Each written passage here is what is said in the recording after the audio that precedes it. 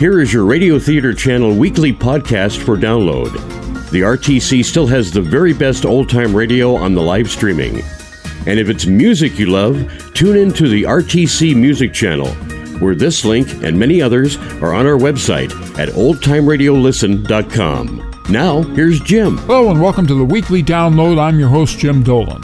Today we'll start off with Nightbeat. That's a series that came to radio quite late in radio's history, but it's a very good show. Now we'll hear from a man who says he was dead. And in 30 minutes' time, we'll hear from the singing detective himself, Richard Diamond, in another story about a dead man. Two good mysteries coming up this hour. Stay tuned. Nightbeat.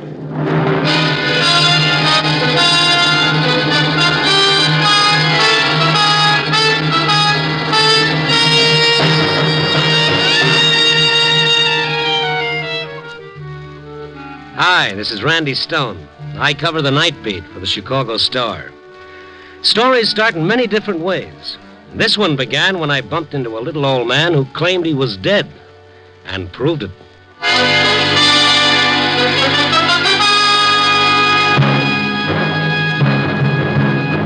Nightbeat, starring Frank Lovejoy as Randy Stone.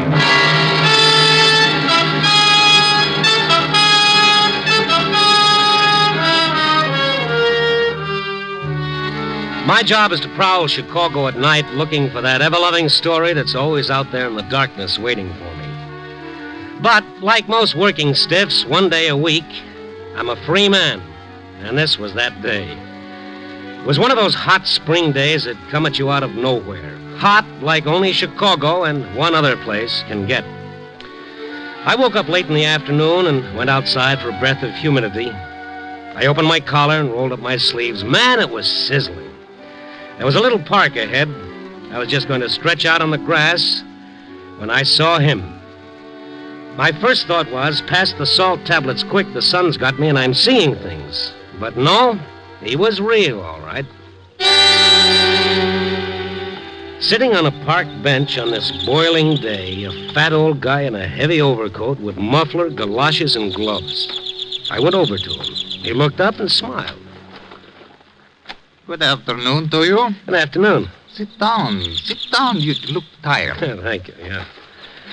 Nothing is worth getting tired for. Man is here for such a little while. Yeah. Look, forgive me for bringing this up, but I think it's only fair to tell you, at this moment, the temperature in this city is pretty close to 100 degrees. Oh, is that so? Yeah. For 2 cents, I'd trade everything I'm wearing for one hard shafter and Mark's fig leaf. You are lucky, young man. To feel the good sun, yes, that is something fine. As for me, I am chilled to the bone. In that overcoat and that muffler? Yes. How could any living thing be cold on a day like this? I suppose that is just it. What? I'm not a living thing. No, I'm afraid I'm quite dead. I think I'll walk around a bit. Goodbye. Say. I suppose I'm just inquisitive, but you see, that's my business. I'm a newspaper man. Oh, yes. An honorable profession. Oh, thank you. Just why do you think you're dead? Think? So you don't believe me either? Yeah, it's silly, isn't it? When did you die? The funeral was last week. A very nice funeral. I regret only that there were no plumed horses. Plumed horses? In the old country, that was a requirement for the head of a family. But in America, of course, such customs seem foolish. Yeah, foolish. Mm-hmm. You still don't believe me? Well, let's say that I'm just an old skeptic. All right, young man. To doubt everything in this life is to miss so much of life's true magnificence. You need a lesson. Come with me. So I went with him, this strange man so comfortable in an overcoat on this oppressive day. We stopped at the first large office building and went into the lobby. The old man took me to the directory on the wall. Can you find the name of a doctor? A doctor? Why do you want a doctor? You will see. Yes. There's a Dr. E.M. Herrick, Suite 706. Is he good? I don't know. He's the only one listed. He doesn't have to be too good. Come on.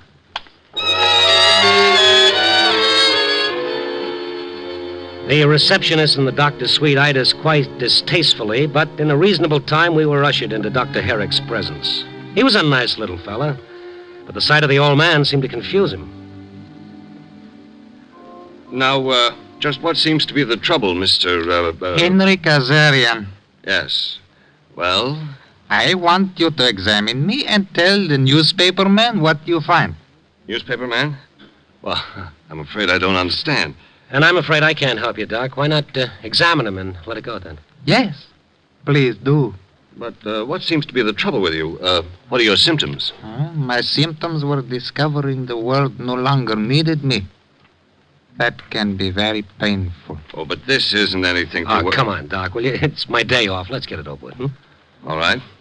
Now, Mr. Kazarian, take off your overcoat and shirt. The old guy undressed to the waist. His skin looked yellow and faded, but I figured that could happen to anyone his age. The doctor smiled, fastened his stethoscope to his ears, and began his examination. I put a cigarette in my mouth, but I never lit that cigarette. I was watching the doctor.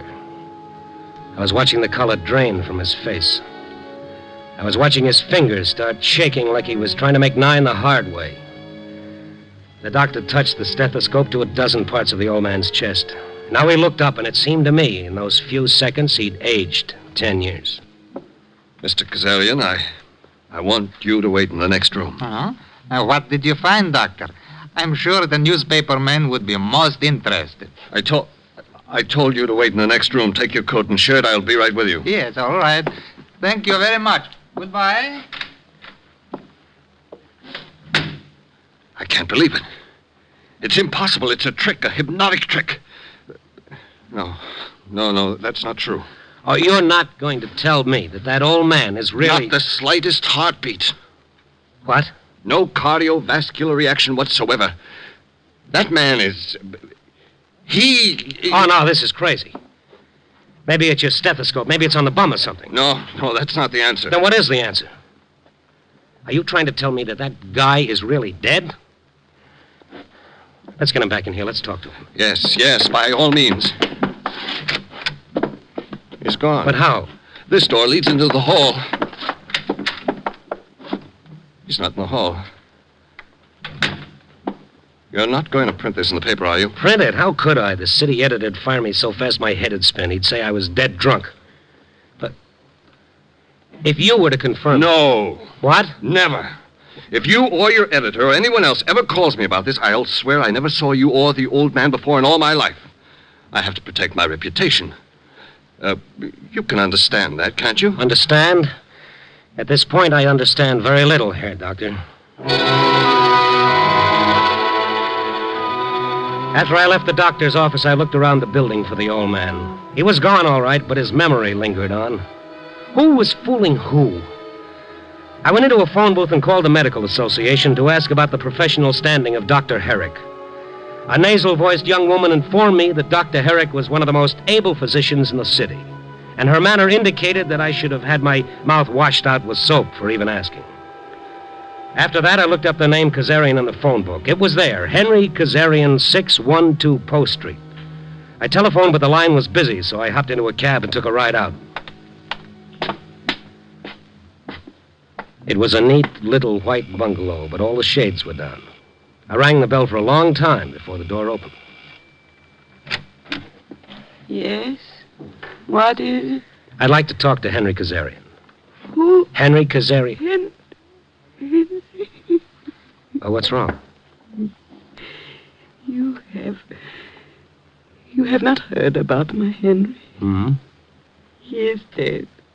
But, lady... We buried him 2 days ago. But that can't be. Oh, I can't believe it myself. It seemed like I suddenly wake up and there would be Henry saying, "All right, Mama, get up. Get up, you're lazy enough for 3 wives." He was buried 2 days ago? Yeah, from Kirell's Temple of Rest. A very wonderful service. All that was lacking was the plumed horses. The plumed horses? Papa, he would have been so mad if he knew there was no plumed horses. Yes, he certainly was. I mean that, Mrs. Kazarian, I'd like to talk to you. May we go inside? No. But... We are in mourning. If you want to know about the funeral, talk to Mr. Carrel.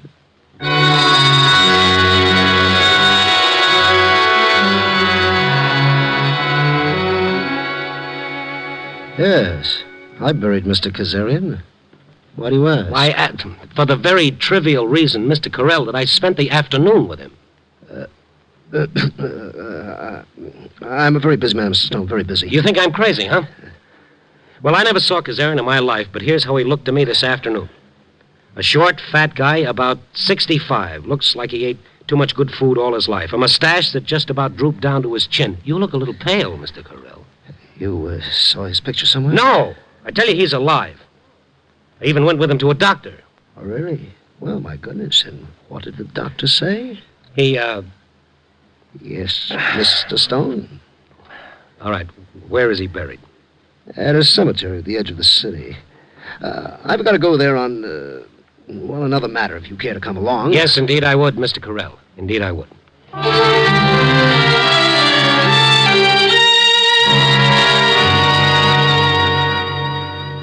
Right here, Mr. Stone, this mound. You see, the earth is very fresh and the flowers have hardly wilted. But listen, Mr. Carrel, it can't be him. Mr. Stone, the only reason I'm doing this is to avoid any stupid, sensational publicity. Carrel's Temple of Rest is one of the most highly respected... Yes, and Dr. Herrick is one of the most highly respected doctors, and Mrs. Kazarian is a grieving widow. There's got to be a logical answer to this. There's just got to be.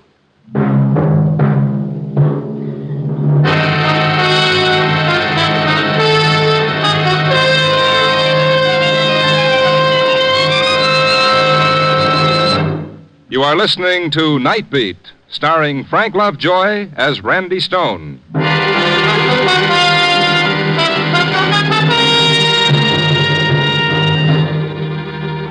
When the undertaker brought me back to town, I called an insurance clearinghouse to find out if anyone had cashed in a policy on Mr. Kazarian.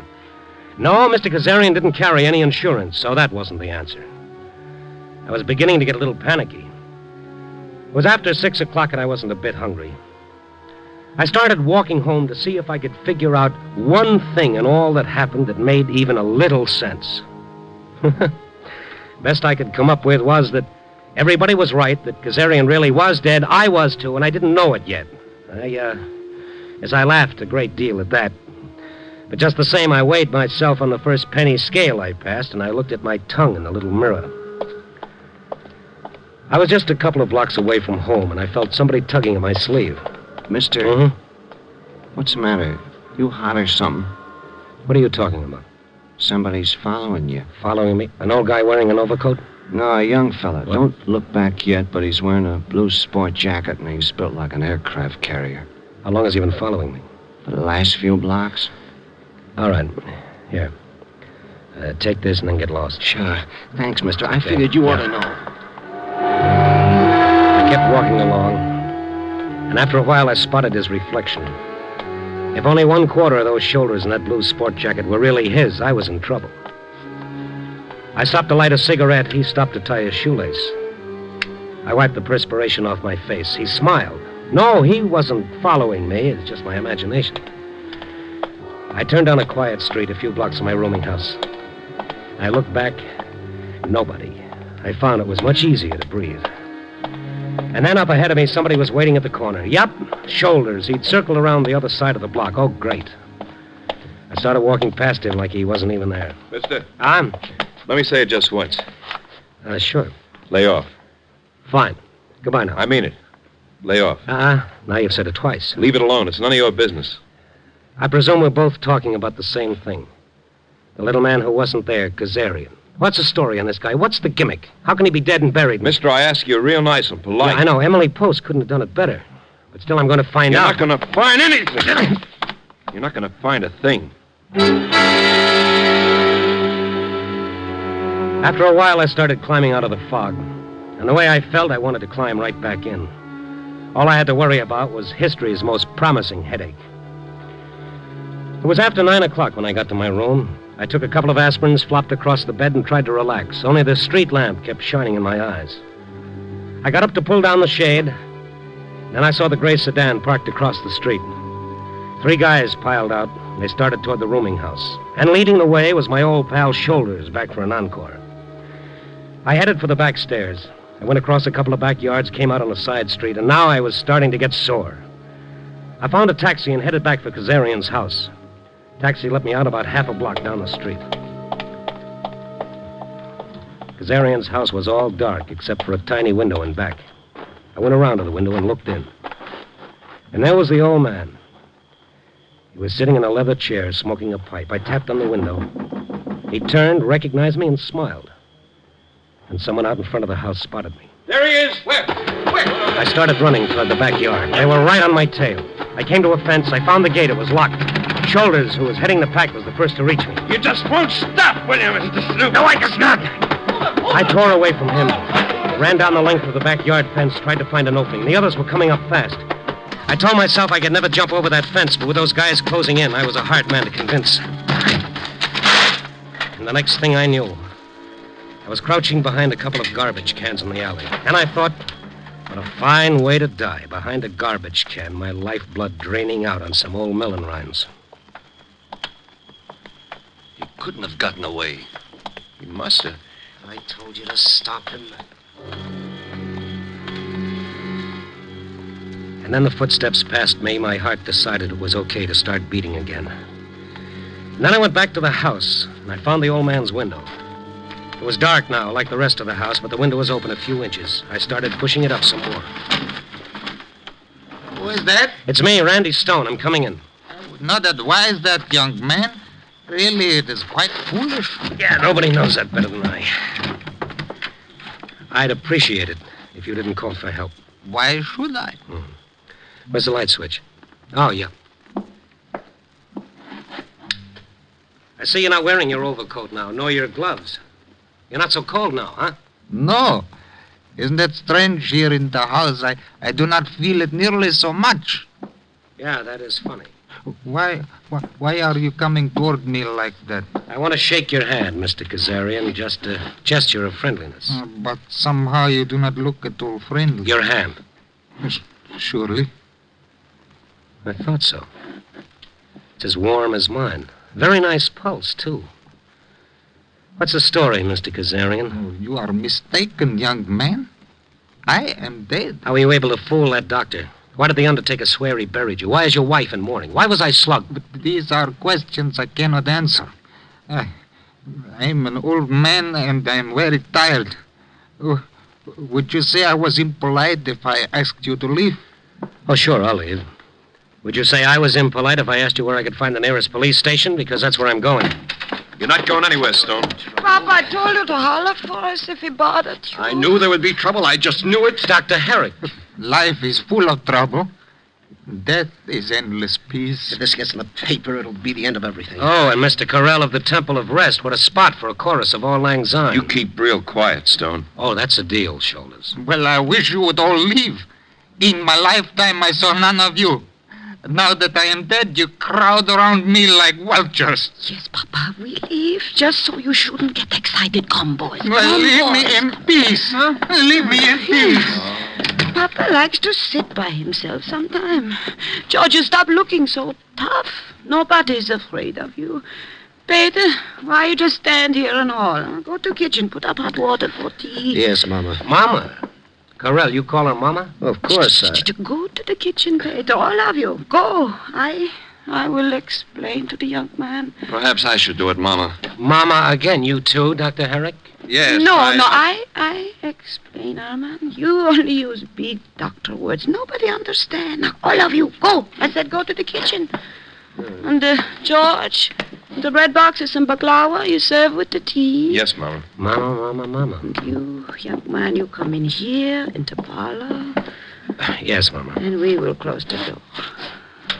Now, I will tell you everything. So they're your sons? Yeah. Well, fine, boys. Look, Papa and I, we would have liked at least one girl. The doctor and the undertaker. Now it begins to make sense, but their names. For their work, they said they need American names. The whole country to name Kazarian. Young man, that was her name. Meant something. But here it's got to be Corell and Herrick, Tell me about Papa. Yeah, excuse me. 1910, Papa and me and the kids, we come to America. Even though an old country, Papa's head of whole Kasarian clan, we come. So kids go to school. Become more than gold herders, rug merchants. And they do. My boys do. But they marry, they drift away. Soon Papa and I are alone.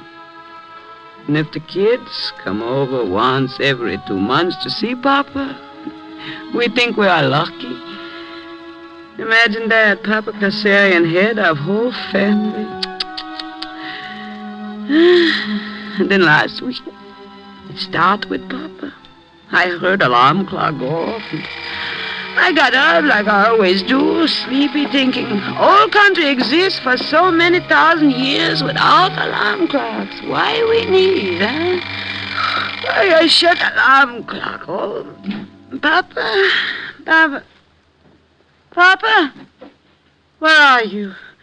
I hurried to the house, and I found him in the kitchen, sitting at table in overcoat. Papa, so here you are. You feel all right. For dead man, I feel all right. For a dead man, you should not talk like that, Papa. You got many years ahead of you. I got eternity ahead of me. You call my sons. You tell them Papa is dead.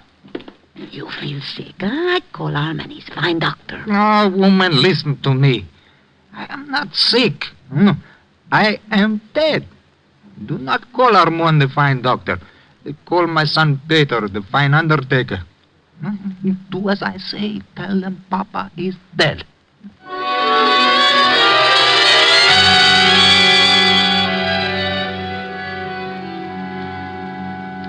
Papa, this is nonsense. I've given you a complete examination. You're not dead. You're in perfect health. You I do not need any more.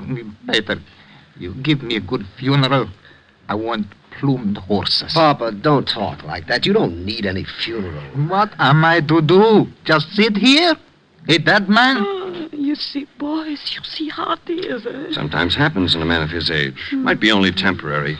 I think we should put him in a sanitarium. No! Huh? Are you forgetting who Papa is, the head of whole family? Mama, in his present condition. Also, the old country here in America, everywhere, the Kasarians, he's the head. Oh, just think what happened if they heard Papa had gone crazy. But we could keep it quiet, Mama. No. News get out somewhere. It would be the end of everything. But, Mama... wait, Mama's right. I've been thinking of something else. Yes? What about us, you and me? We've got our careers to think of. But I told you, these things are only temporary. All the more reason for not putting Papa away. If it's only temporary, then why can't we care for him here? Well, I suppose we could.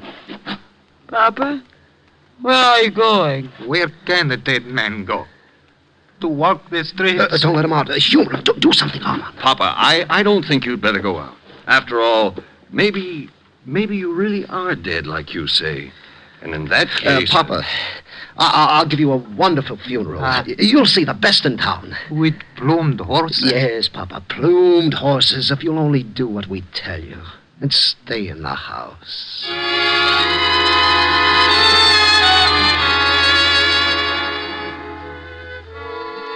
Mama Kazarian didn't have to tell me any more. They humored Papa so that he'd stay in the house, hoping his madness would pass, and his family and the rest of the clan would not be disgraced. But one morning he escaped, and that's when I met him. When he took me to his son, Dr. Herrick, and told him I was a newspaper man, the doc thought everything was about to fall apart, so he went along with Papa's madness. And so did Corell and the others. That's why I was followed. That's why Shoulders slugged me. That's why they all came to my room later to try to talk to me. I promised to keep their confidence, ate some of Mama's cookies, shook hands all around, and left. But as I was walking through the yard toward the street, a window opened. Young man? Come over here, over to the window. Oh, Mr. Kazarian. Okay, sure. If you keep your voice down, I don't want them to hear. But you are a nice young man. I feel in you an understanding. That is why I talked to you in the park. That is why I talk to you now. What do you mean? They tell you now, huh? How you say I am cracked in the head, insane, because I say I am dead. Maybe so, but let me tell you this. For 22 years, while I was not dead, and while I was sane, I worked 12, 14 hours a day. I never saw the sun. I never had time to think, to remember the old days. Only working, work. Then my boys left me. And even my name they don't want. The name Kazarian. And then Mama and me was left alone. Yeah, that was the way it was when I was sane and alive. So, one morning I wake up and I say, okay, if that is how it is when I'm alive, I no longer wish to be alive. I am dead. Now, my sons come fast, I tell you. They say, no, he is not dead. He is insane.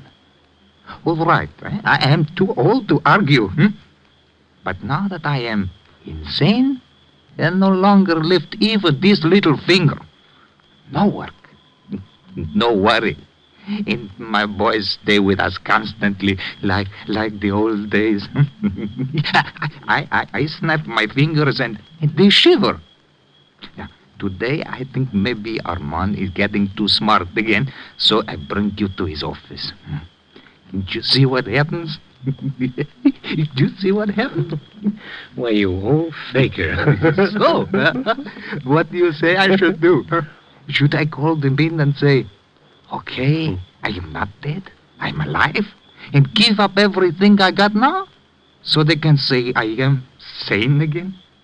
Well, should I, young man? Should I? Oh, Papa, if you did that, that would only prove one thing. And what is that? Well, if you called them in and told them the truth, you'd be the craziest man alive.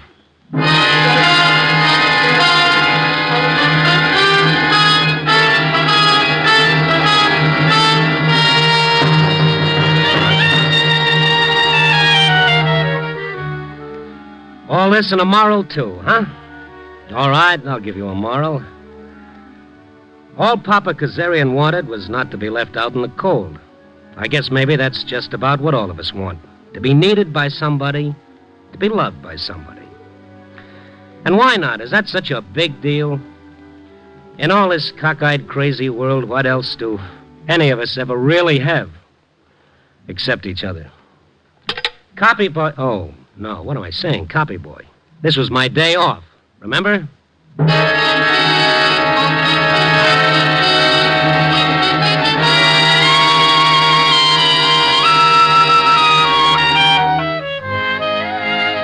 Nightbeat, a new dramatic series, stars Frank Lovejoy as Randy Stone.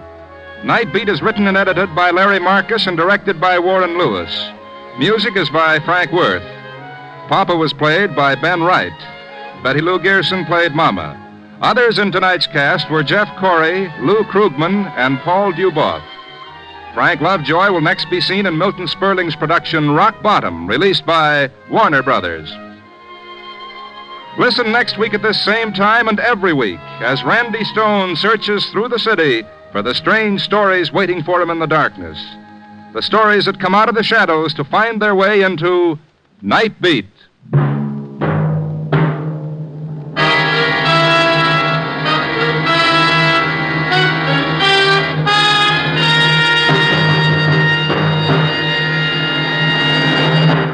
March is Red Cross Month.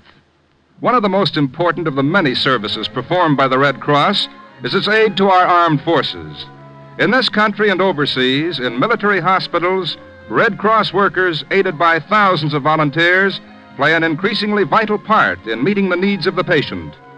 Remember, your contribution to the Red Cross will help the men in whose hands our nation's security may rest. There's more great action-packed entertainment for you throughout the week on NBC. Other mystery adventure programs include such popular shows as Dragnet, High Adventure, and Christopher London. Now, stay tuned for Brian Donlevy as a soldier of fortune on Dangerous Assignment on NBC. Richard Diamond, Private Detective, is coming right up after this from Henry Morgan. People are asking more questions today than ever before. We have to stretch a little. I think we're going to be a little short. People are asking more questions today than ever before. And they're getting fewer answers. Now, in an effort to alleviate this serious shortage of answers, we bring you... a lot of time with this. Yes.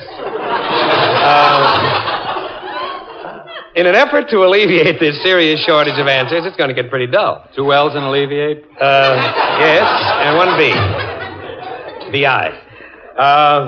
We bring you the fellow who knows everything. Everything, that is. Radio's famous question man.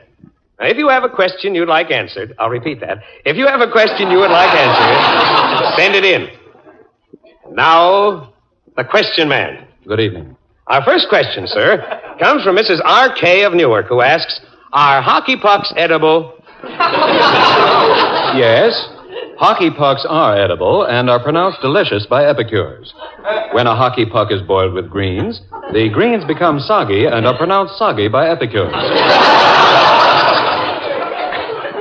Mr. M.B. of Scranton asks, who played second base for the Baltimore Orioles in 1902? This position was held down by the first baseman.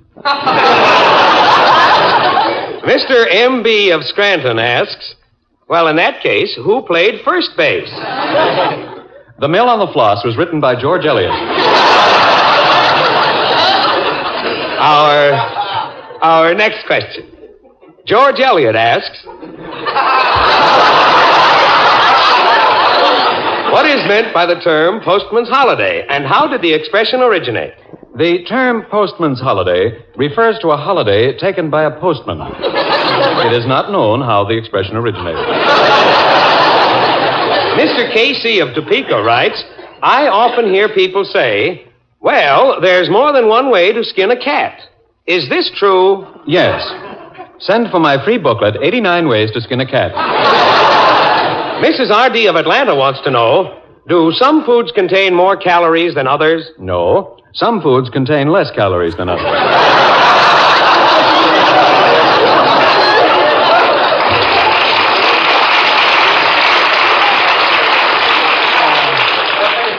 Mr. B.P. of Fresno says, my friends all submit questions to the question man. I am made sport of because I cannot think of any questions. Can you help me? Yes, I can. Send for my free booklet, Questions Suitable for Submitting to the Question Man. If you have a question, send it to the question man. Are we still short, Charlie, or can we... on the nose, keep going. If you have a question, send it to the question man. Enclose $5 to cover the cost of living.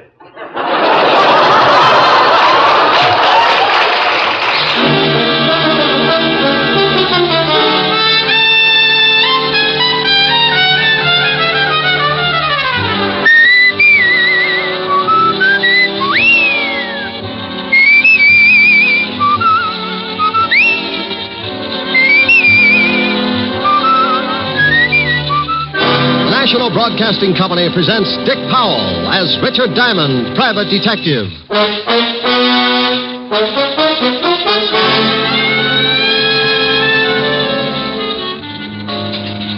Are you Mr. Diamond? Yeah, unless there's a warrant out.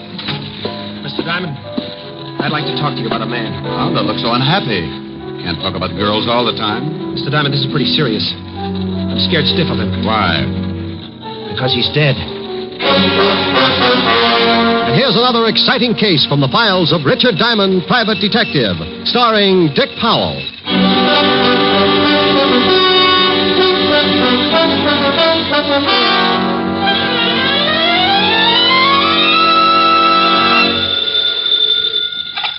Diamond Detective Agency, homicides with class.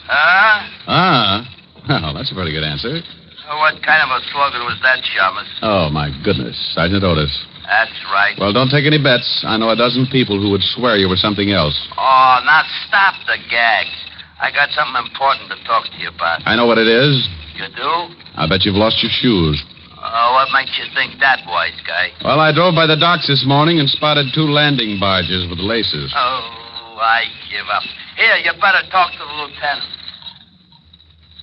Rick, Hello, Walt. why don't you lay off Otis? He was just calling to ask you to do a favor for us. What kind of a favor? The 5th Precinct is having its annual dance next week. Oh, now, Walt. Well, what's the matter? Just a couple of songs, and then you can go home. Oh, sure. Just like last time. I was just going to be a couple of songs last time, too. But before those lovely cops let me go, I had a crack in my voice like the Liberty Bell. Now, this time, I promise. Only 2 songs. All right. If one of them's Mule Train. Sure, but why Mule Train? I want to whip Otis for sound effects. Mr. Diamond? Wait a minute, Walt. I think I spotted a client. Okay, Rick, I'll tell the committee you'll be there. Bye. Are you Mr. Diamond? Yeah, unless there's a warrant out. Mr. Diamond, I'd like to talk to you about a man. Oh, don't look so unhappy. Can't talk about girls all the time. Mr. Diamond, this is pretty serious. I'm scared stiff of him. Why? Because he's dead. Hmm. That's right. He's supposed to be dead. Well, bring him over. We can make a fortune from Barnum and Bailey. I guess I better go. No, wait a minute. Maybe you better tell me about it. Okay.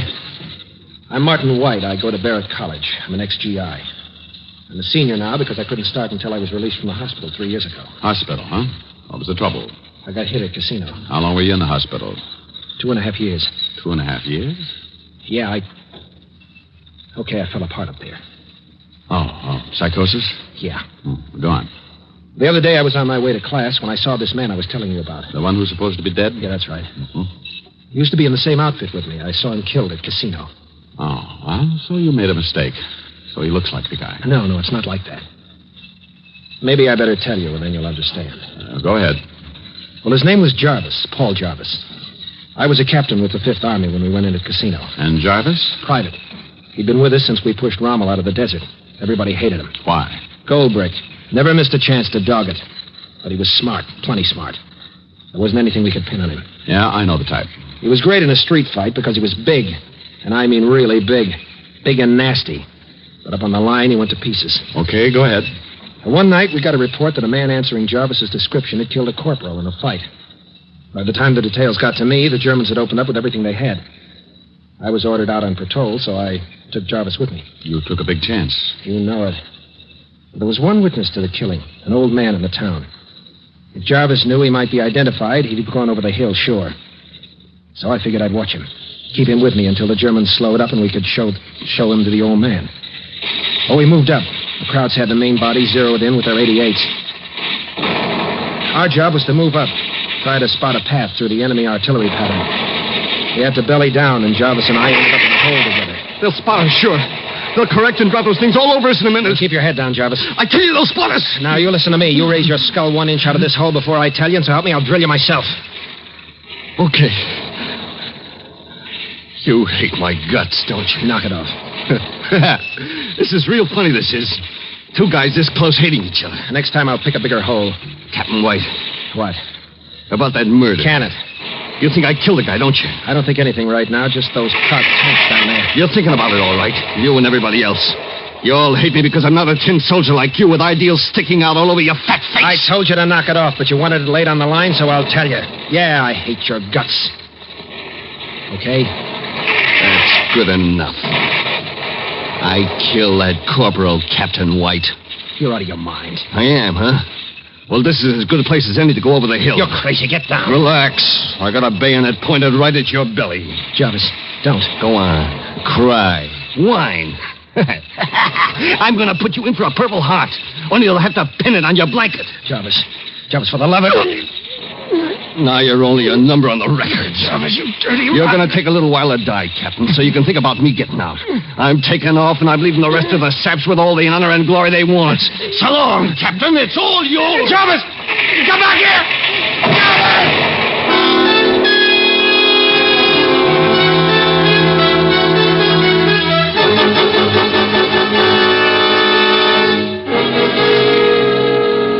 Well, it was one of those lucky things, Mr. Diamond. I got out. Spent a day and a night in that hole until the medics found me. What about Jarvis? I'd swear he got the 88 right on top of him. But now you think you've seen him and you're not sure. I'm not sure of anything right now. But I saw that 88 hit, and I saw Jarvis go down. Okay. Let's say you did see Jarvis. He got out some way. Looks pretty simple to me. Call up the authorities and tell them you spotted a man wanted for murder. There certainly should be a lot of guys from your outfit who could identify him. No. He's done something to his face. Maybe the shell did it for him, but I know it's him. You can't miss a guy that size. A lot of big boys. Sure, but he's got the same rotten eyes. That didn't change, and that nasty smile he gets. I'd know him anywhere. In a dark room, I'd know him. No. Well, you said you were scared. Why not go to another school? I can't. I've got a job up there, and I've got a wife and a kid. That's why I came to you. I can't go to the police. They might put me back in that hospital. They'll think I'm slipping again. Up here. Uh-huh. Well, let's say it is Jarvis. What in the world would a guy like that be doing in a college? Don't you think I've asked myself those questions? Just forget the whole thing. No, wait, Martin. Look, if I prove to you one way or another about this Jarvis, will you forget about Casino? Yeah. What name is he using? Blackwell. John Blackwell. Okay, let's go. Don't you get a fee or something? Your wife a good cook? The best. Well, I'm staying for dinner, and after you see what I put away, you'll probably wish you'd paid the $100 a day in expenses.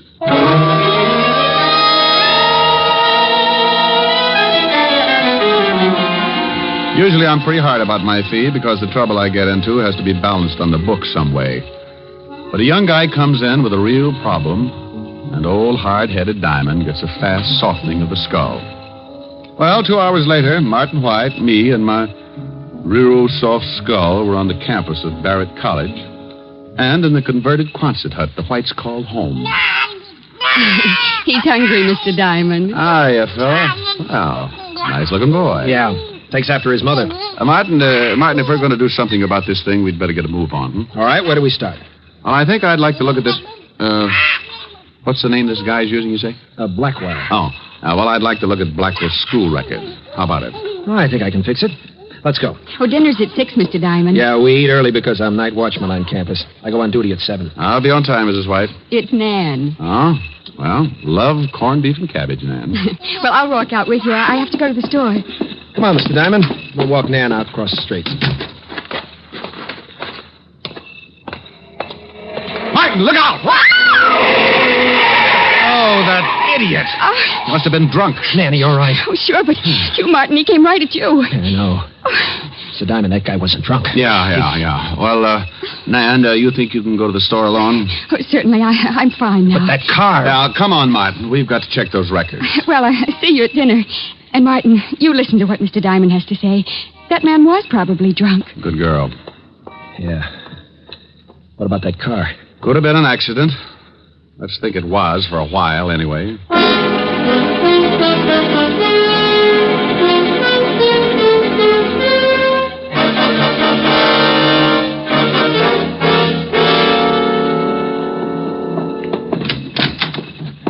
Well, this is where they keep the records. Hello, Susie. Hi, Martin. Well, hello. Hello, Susie. This is Mr. Diamond, Susie. Mr. Diamond, Susie Wirt. It's really a pleasure, believe me. We'd like to look at the file, Susie. You a new professor, Mr. Diamond? No, just a friend of Martin's. Married? Not a bit. Why? Pretty square, huh? Sometimes, but I can learn. Yeah? Well, I might just start some night classes of my own. That sounds like fun. In about 5 years, you let me know how your education is progressing. Oh. Age is a problem with you, huh? My dear, when I stumbled over 30, everything got to be a problem. Now, do you think we can, Yes?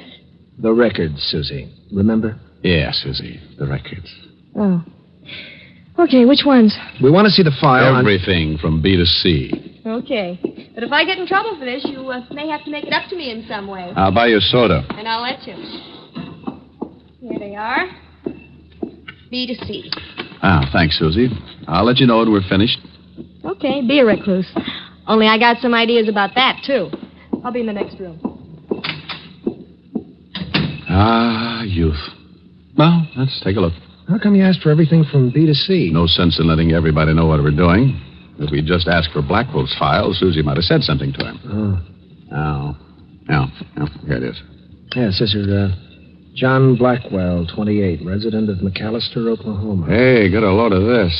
Height 6'6", weight 240. Like I said, he's a big one. If he fell down, he'd be halfway home. Look, Martin, where can I find this Blackwell? Now, let's see. What does it say about his classes here? It's 2:30 now. Yeah, he should be in English Lit. Take me over there. You want to see him? I want to meet him. You want to meet him? Oh, now relax. Sooner or later, you've got to talk to him. Oh, Susie. Susie. Yes? Oh, Susie, we're finished. I'm not. How about that soda? I'll take a rain check. Lots of rain up here. Susie? Yes? Bye.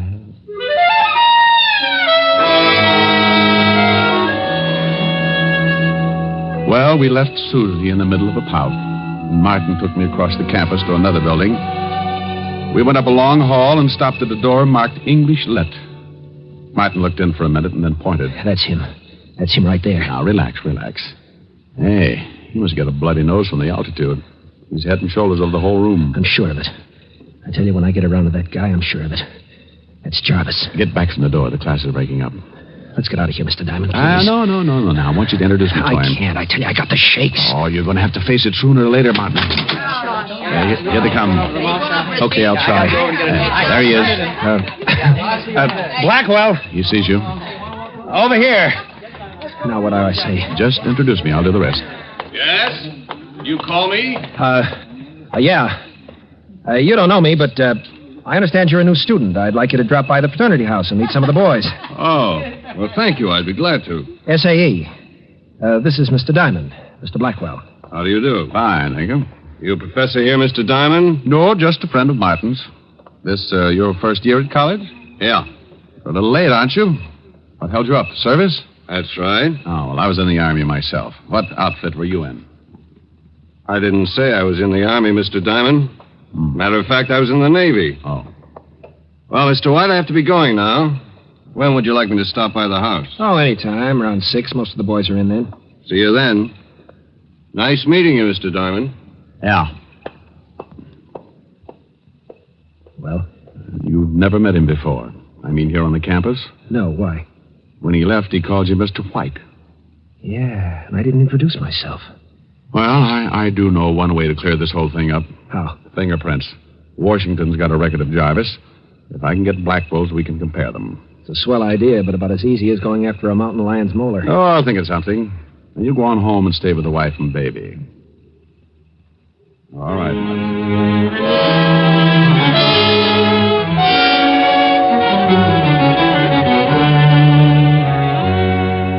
I left Martin and cut across the street to the college malt shop. When I went in, a bunch of kids were having a time playing records and making dates, so I slipped by them and eased into a phone booth and put in a fast call to the 5th Precinct Police Station and Walt Levinson.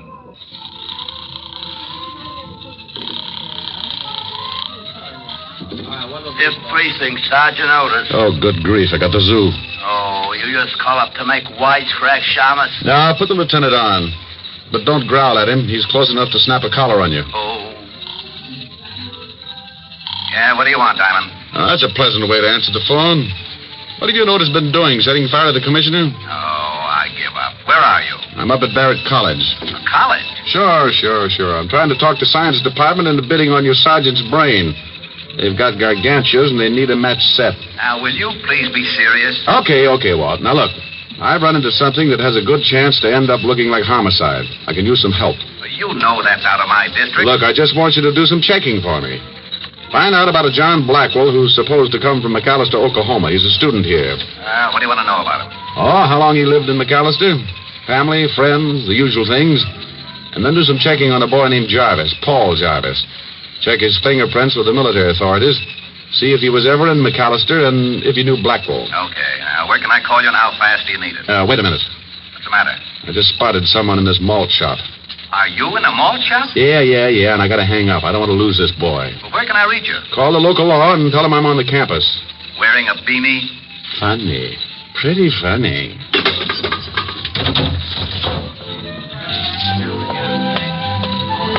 Ah, Mr. Blackwell, isn't it? Huh? Oh, yeah. Mr. Diamond. That's right. Mind if I sit down? Not at all. Just finishing my malt. Looks good. Think I'll have one. It is good. Good for you. Makes you healthy. Live a long time. Well, I guess that's what we're all after. I guess so. How long have you known Martin? Martin White? Yeah. Not long. How long have you known him? Just met him today with you. Why? Oh, nothing. Wondered how you knew his name. Oh, he was pointed out. Mm-hmm. Well, I gotta be going, Mr. Diamond. This little chat has been very enlightening. Goodbye. Goodbye. For now. Hey, waiter. Huh? Oh, you want something, mister? Yeah, the small glass. Just the glass? Don't touch it. What's wrong with it? Is it contagious or something? Yeah. Here's $5. Huh? Give me a napkin to wrap it up in. Oh, collector, huh? Yeah, something like that. Okay, take it. I had a girlfriend who used to collect beer cans, but this is a new wrinkle. Thanks. Oh, it ain't nothing. Come back again and get a load of our ice cream dishes. You'll lose your mind.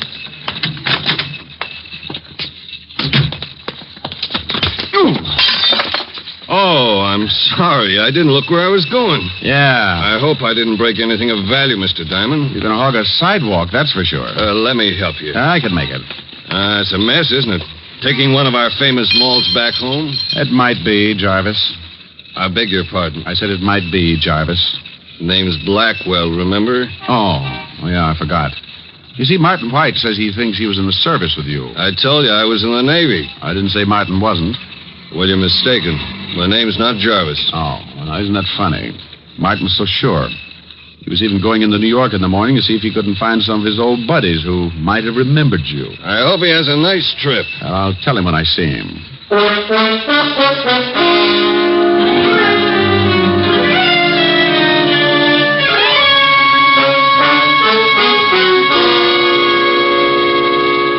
But I don't get it, Mr. Diamond. Why did you tip him? Oh, he knew it before I tipped him, Martin. I don't want him to skip before I can get the information on him. But now he's sure to take off. Not until he gets you. Oh, Mr. Diamond, do you think that... I know he'll try, Nan. Martin is the only one here at Barrett who can actually identify him. He knows I'm suspicious of him, so he'll go after Martin first and then me. He's got to make his play. But you said that he'd... Martin, give me your hat and coat. Why? What are you going to do? Take your place as night watchman. Whatever he's going to do, he'll try it tonight. I want him to try it on me. No, I won't let you do it. Look, I've pushed it this far. It's all set up. Oh, honey, don't let him do it. Yeah, Mr. Diamond, Now, you two lock yourself in, and I'll come back, huh? Oh, please, Mr. Diamond. Hey, the hat fits pretty good. How about a look? But there must be something we can do. Oh, sure, Nan, there is. What? Save me some corned beef and cabbage, huh?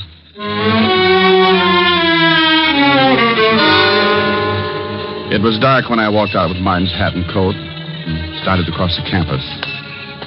I had a flashlight. The night was black, solid black.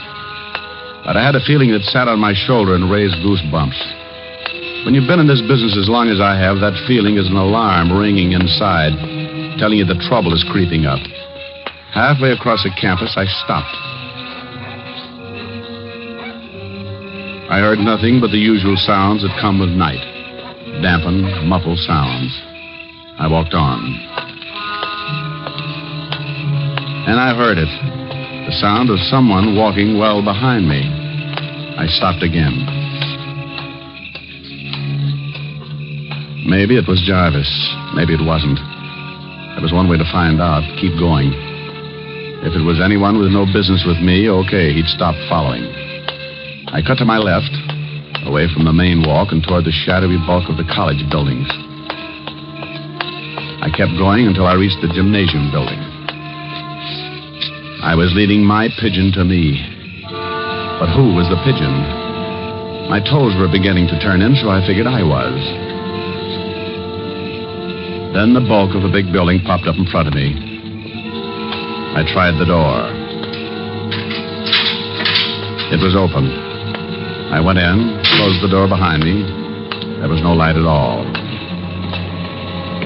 Only a funny sound that I couldn't identify. A peculiar humming, and there was a smell. Chlorine. Yeah, chlorine. Now I knew where I was, an indoor pool.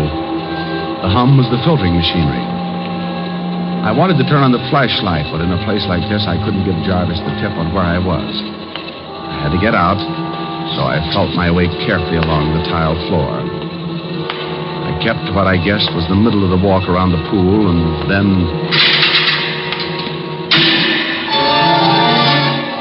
He was in with me. I stopped, but he didn't.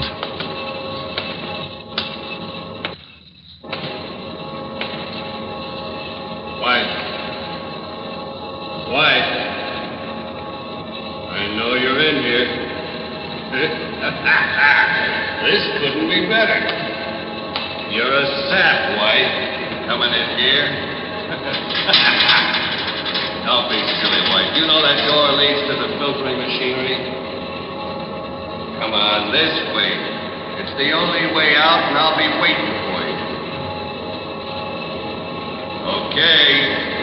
It's all the same whether you come to me or I go to you. Stay where you are, Jarvis. Who's that? We met before. You're not White. No, I'm not. Diamond? Yeah. Not White, and you're not Blackwell. You're Jarvis. Surprise, Buster? What's the difference? None, I guess. Where's the real Blackwell? Where you're gonna be, Diamond. Stay right there, Jarvis. Sure, and let you shoot off your mouth. All right, Diamond. It's all the same to me whether I get you first or White. I gotta do both. Now we'll see just how tough you are, Diamond. Well, the boy's got a gun. You missed, Diamond. And too bad the flash gave you away. Now I gotta do this fast. This is it, Diamond.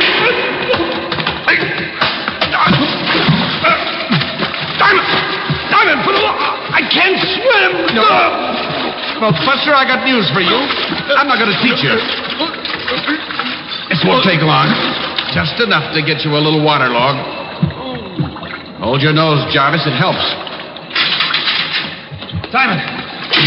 Martin. Lights, Martin. Get 'em on. Yeah. I have to come. I won't let you do it alone. I heard the shot and Where's Jarvis? Jarvis? No, I think we can take him out now. He's done. Here, grab him. Yeah. Is he dead? No. Here, give me your hand, Mr. Diamond. Wait. Wait, I'll get my breath. You know, Martin, Jarvis was a bad soldier, but in the Navy, he had just been plain lousy.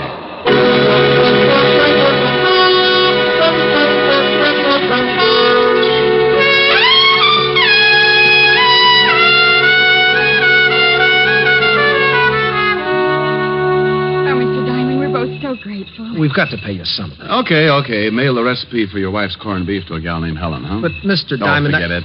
Jarvis won't... I mean, he won't... Come back? Oh, no. The Army picked him up. They've got first crack at him. Then come the McAllister authorities who'd like to talk with him about the murder of John Blackwell. So that's how he got Blackwell's papers. Sure. Blackwell was alone in the world. He was going to come here to school, but Jarvis hitched a ride and... Well, once the guy kills... He'll do it again to beat the rap. And Blackwell and Jarvis were both from McAllister. Yeah. Jarvis figured this college would be a great hideout under a different name, papers all in order, but you saw him and he saw you, and that put a crimp in his plans. From there on, you know the rest. Now, I guess... Oh, I'll get it. Be back in a minute. I'll send your clothes to you when I get back to the city, Martin. No hurry, Mr. Diamond. Oh, Mr. Diamond, the phone's for you. Me? But no one knows I'm here but the McAllister police force, Levinson, Otis, Jarvis, Susie, the campus, and you. Well, he asked for you. Oh, thank you. Hello? Diamond? Levinson? Yeah. Well, what's on your mind? Are you all right? Never better. Why? Because we got the report on Jarvis.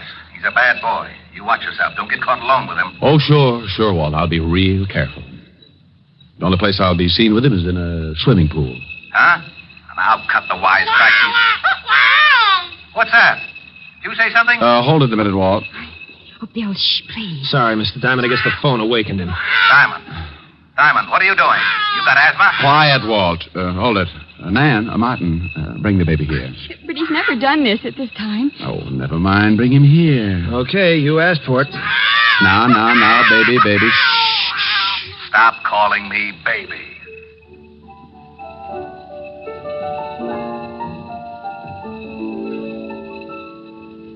It's twilight on the prairie, and the moon will soon be high. She'll be herding every star up in the sky. We'll lope along to dreamland, and we'll bid each care goodbye, while the wind blows through the sagebrush with a sigh. So hush, little darling. Little dear, go to sleep, little darling.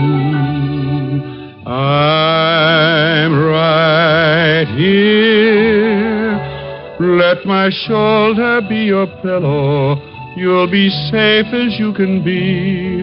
Little darling, you mean all the world to me. We'll always be together, and I promise faithfully that your dreams will all come true. Just wait and see. So hush, little darling. Little dear, go to sleep, little darling.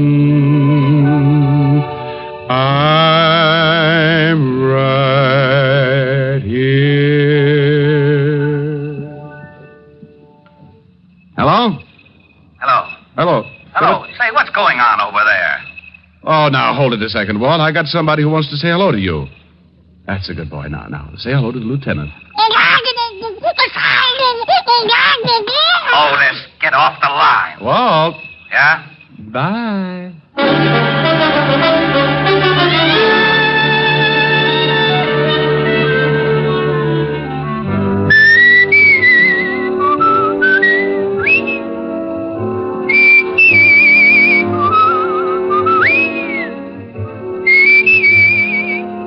You have just heard Richard Diamond, Private Detective, starring Dick Powell. Ed Begley played Lieutenant Walt Levinson. Also in the cast were Wilms Herbert, Paul DeBob, Sammy Hill, Jerry Hausner, Jane Webb, and Dave Ellis. Music was under the direction of Frank Worth. Richard Diamond is written by Blake Edwards and directed by Russell Hughes. Dick Powell currently may be seen in the motion picture version of the best-selling novel, Mrs. Mike.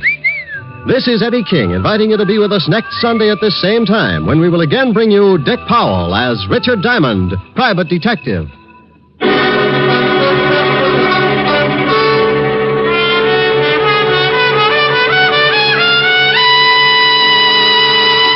What's on NBC? Phil Harris celebrates his birthday this evening by getting into just a little more trouble than usual on the Phil Harris Alice Faye Show. Theater Guild on the Air presents Jane Wyman, Beatrice Pearson, and Mel Ferrer in the psychological melodrama The Willow and I. It's the best entertainment on the air, and it's yours for the listening today on NBC. Now stay tuned for James Melton and the Harvest of Stars on NBC. You have been listening to the Radio Theater Channel Weekly Download. Check out our continuous stream at www.otrlisten.com. And join us next week for another Radio Theater Channel Weekly Download.